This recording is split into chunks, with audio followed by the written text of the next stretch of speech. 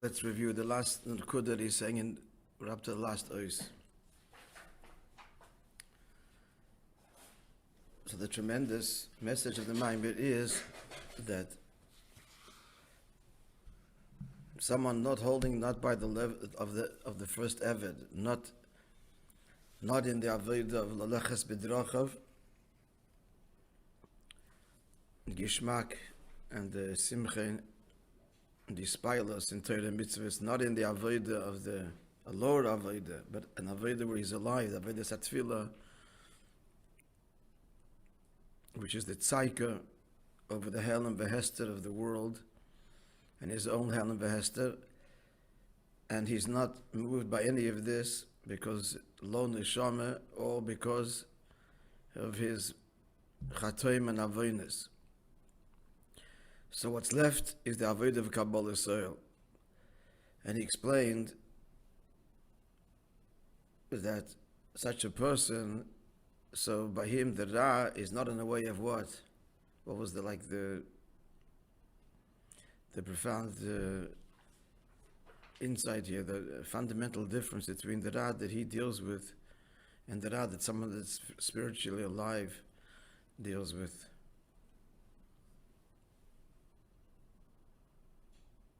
You're asking?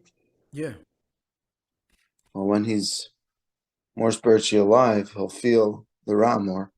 He'll be conscious when it arises. He's conscious of the Ra. It's identifiable. It's a clearly defined struggle, which he wins or loses, but it's identifiable because it is occasional. It doesn't define him. It can be frequent even, but doesn't define him. So what's in the language of the mind? What's that called? A Ra which comes in a way of what? The taiva is experienced in what way? I think you said it. Huh? The lashon of the Maimer? I don't know. I know the other way, I mean, with Derech Makef, whatever, but in the... Right, so this is Pnimius. This is in a Pnimius, okay. Right. Pnimius means what? Pnimius means conscious. Conscious, yeah. Felt in mind and in the heart. By him, the Ra is in a way of what? Not in the Pnimius way. The Pnimius way means that, again, it's a struggle that he has to deal with on occasion, a taiva, a weakness, an attraction to Elam Hazit. He's a Beinani. He's not a Beinani, but he's in the struggle. I meant to say, not a Beinani in the Maliyus. I'm saying he's struggling.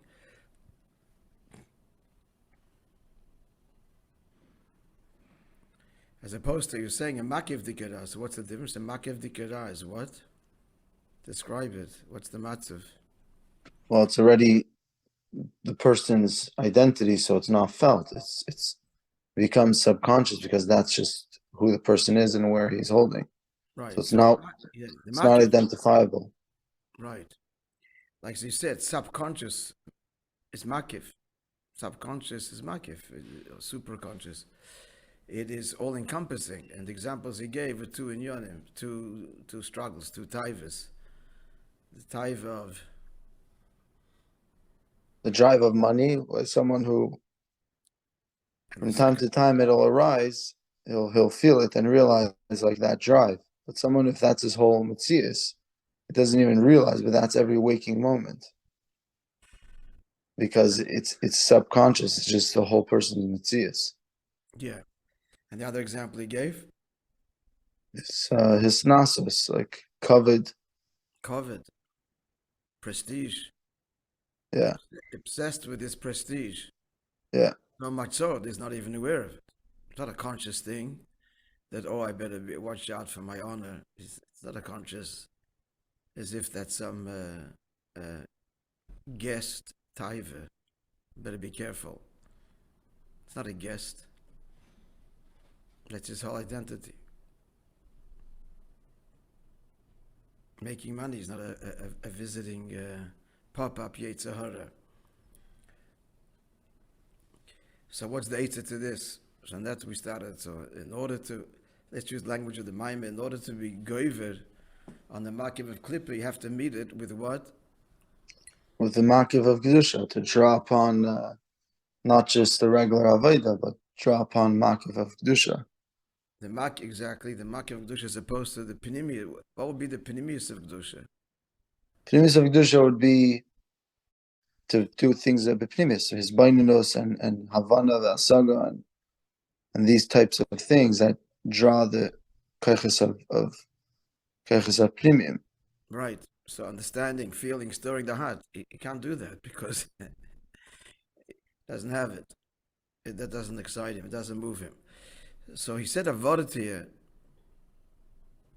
So where does one get, as it were, the maki of the kedusha, or who symbolizes him, but not bad word symbolize, but embodies the maki of kedusha? He said is Moishe Rabbeinu. And he brought the context there. What's the story? Where do we see this? The story. A dik in the Lashon there. Very interesting dik. Was it by Chet Egel? I don't remember. Yeah, Chet Egel. So Aaron says to Moishe. Oh yeah.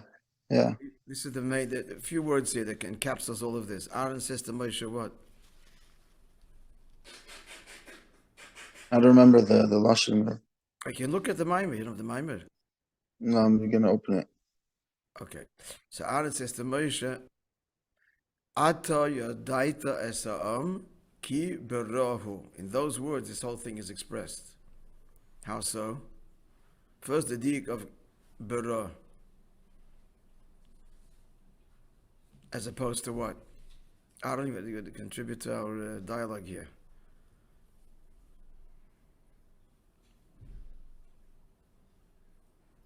Berah. Huh? You here yesterday, no? Oh, you weren't here yesterday. But you're following what we're saying here. So Berah, not Ra Kirahu. They're in the Ra. The Ra surrounds them, defines them. That's a clip of Makif. It's not this thing that he consciously thinks about, but on the one hand, because why? He doesn't have to consciously think about it. It defines him every moment. So that's the Berah. The Chet Egel was such a Chet. That's not a detail. There was a lapse, an intellectual lapse, a lapse emotionally. It wasn't a lapse in a prat. It's Havayeh Zara Mamish, a complete denial of the Eibishter. It's Berah. It's Makiv the Klippa. And what's the other dik of the pasuk? Ata yadaita. You know this. You are the answer to the Berah, because Moishe is the Makif of Kedusha. Makif of Kedusha, in the virtuous sense, Makif, meaning that Moshe's whole identity is the union of Kedusha, of Bittul.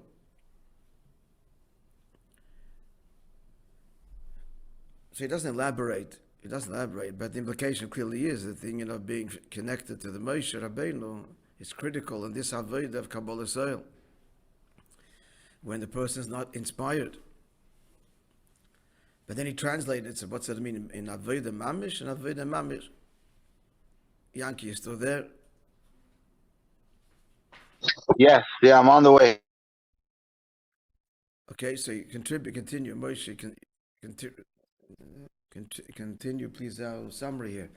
So what is the Havayeh, again, as you were saying, so what's the Havayeh to combat, to counter, to defeat the klippa of Makif? It's the klippa of Kedusha. And how does the Makif of Kedusha? And what is that? That's the Havayeh of what? Kabbalah's all, but we didn't really get into it. Did we? Too deep? The last few lines of the Ois. Yes. We addressed it. What's the Havayeh of Kabbalah Cell? It's connected with, because Kabbalah's oil is expressive of what? Within the person? The Yechida. It draws upon the Yechida, not The Yechida, on any specific level. All right. Yeah, the Makif of Kedusha. Yeah. Now we added something I believe is integral to understanding this.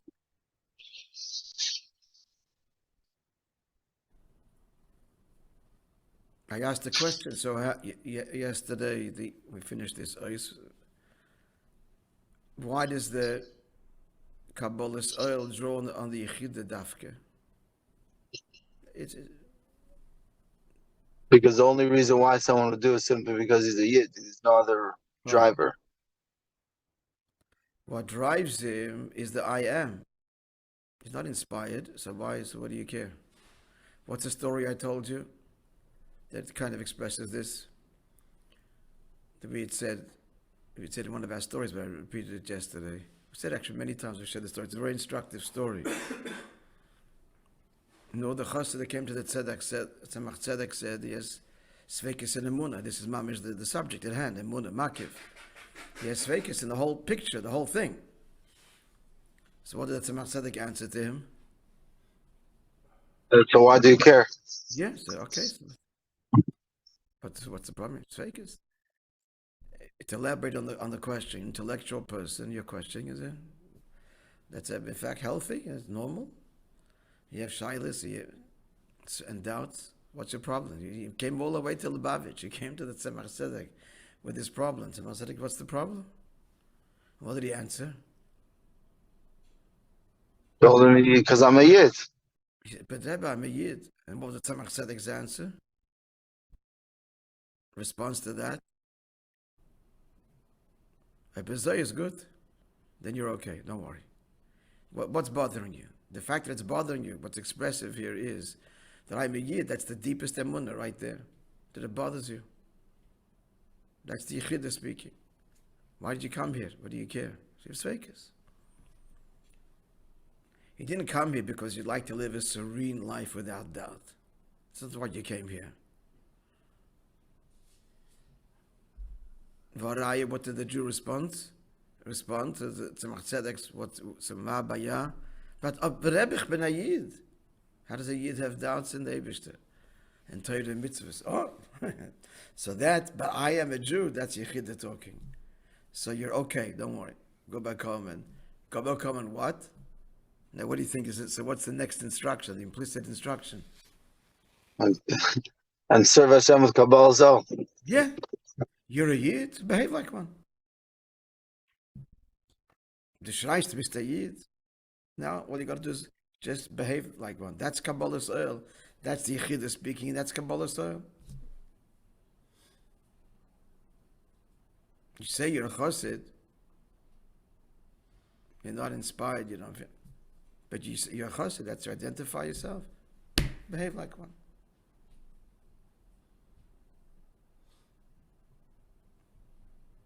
V'oz, and then what does he say at the end of the last words of this ois?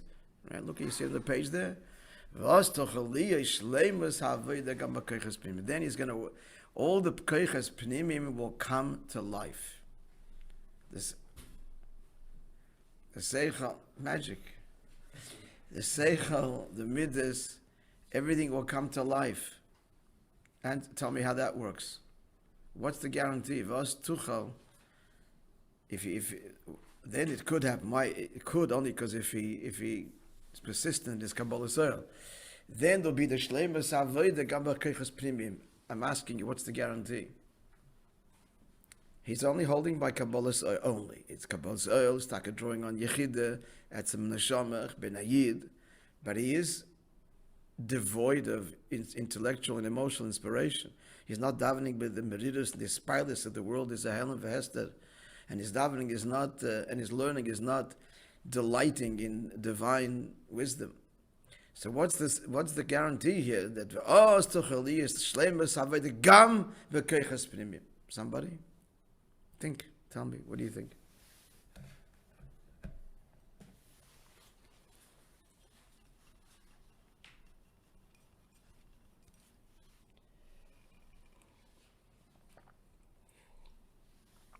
Huh? What do you think?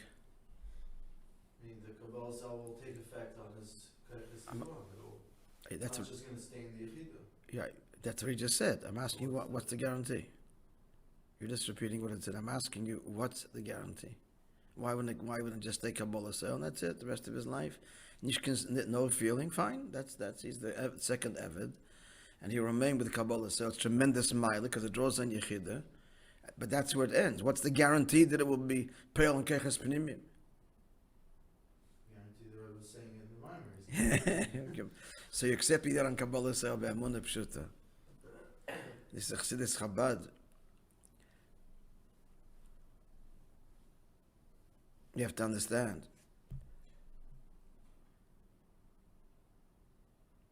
Why do you have to understand?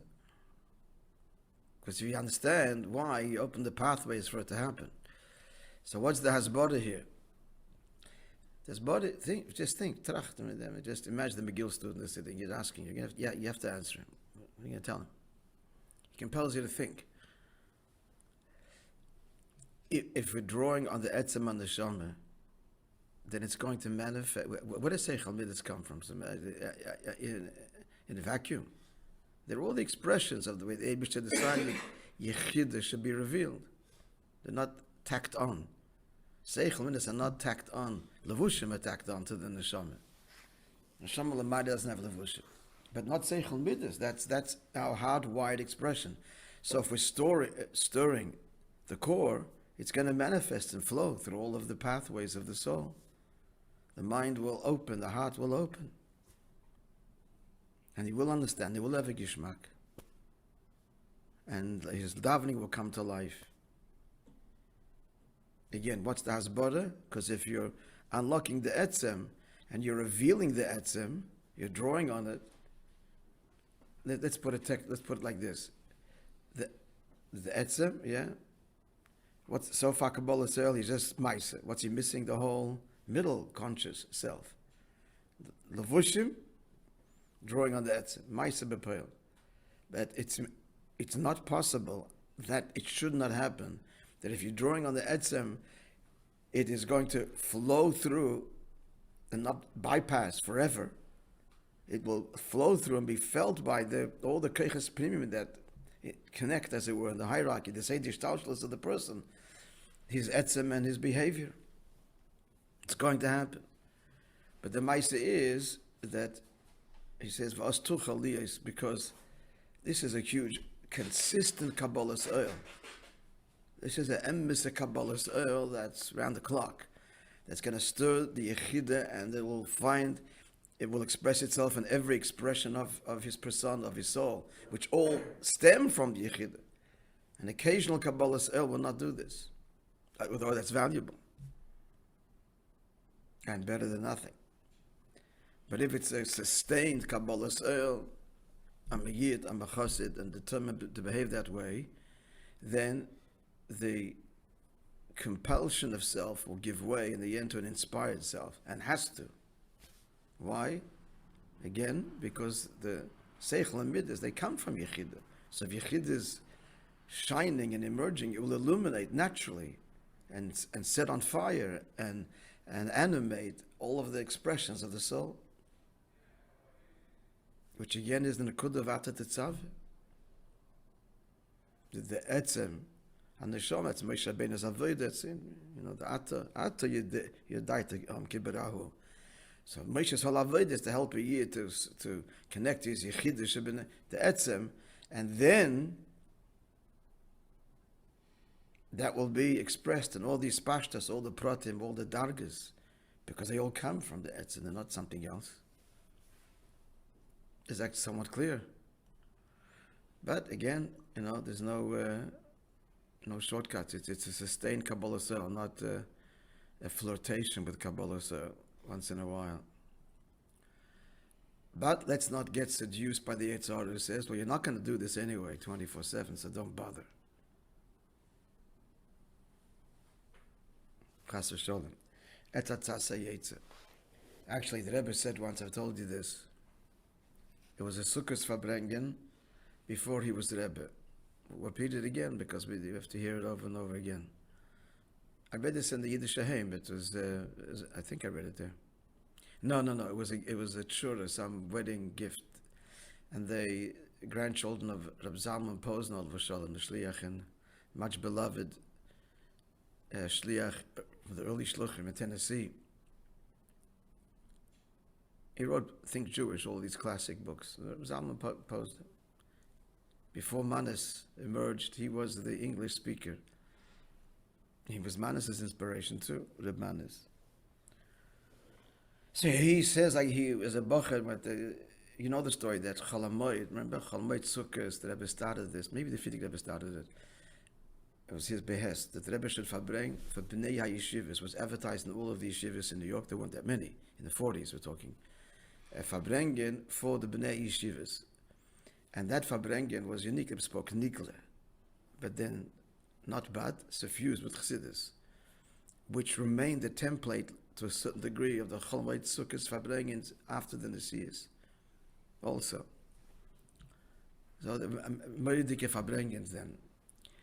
So he says in one of these Verbringens, the Rebbe said that Pischalike Chudesh Shel Machad, Debishter says, open up for me like the opening, like the point of a needle. Your heart, I'll open you, which is 20 amas wide and 100 amas tall, no doors. The Rebbe said then, the Rebbe says, give me, this is very critical, one inyan, but like a needle, durch and durch, one hachlata, but there's absolutely no compromise on this. Then I'll open you. The Kabbalah's oil will extend, and the mind, all the rest will follow. So we're getting some wonderful, encouraging news. When I said before the Kabbalah has to be sustained, not just once in a while, that doesn't mean that everything 24/7 is Kabbalah Soil. He's a soldier, Halavai. No, even if we have one thing, one achlata, what a chassid does, or whatever it is, that he struggles with, and not inspired, it's difficult. But this achlata is durch and durch. He penetrates every concealment, every resistance, every excuse. No matter what, this will be done. So that's enough. That nekuda, the etzem, is present, and it will illuminate. It will sof kasof be mispashet, and the heart will open like the opening of the ula. One nekuda. And what should that nekuda be? That which I know should be doing it, and if I got the biggest resistance. That's doable, friends. That we can all do. No question, the Yitzhara will throw up a mighty struggle once he catches on, which he does very quickly. That this is where the whole Havayeh rests. It'll become really tough. But if we nitzochen, this is the whole basi legani maimer to a large extent. It's miditzah nitzochen, that come what may, he will not relent. Then he'll be successful.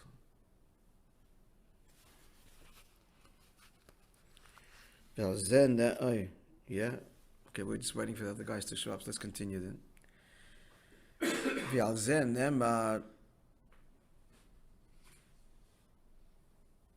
Ha'tשכ.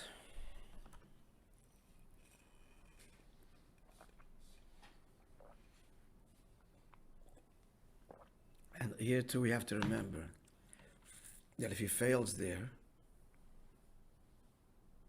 which is going to happen too, after the achlata, you get up and you keep on going. Again, the Yitzhara's most powerful, seductive weapon is give up. You'll never get there. Varaya, you tried and failed. Not once, 1,000 times. So what's the point? That's his biggest thing. And it's so seductive because it's also humble, but it's the best way to derail us. Just give up.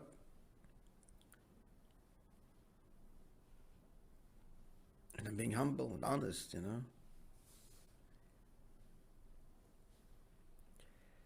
So this we can't give in to. Get up, knock down, get up, keep on fighting. Okay, we'll stop here. I'll tell the story.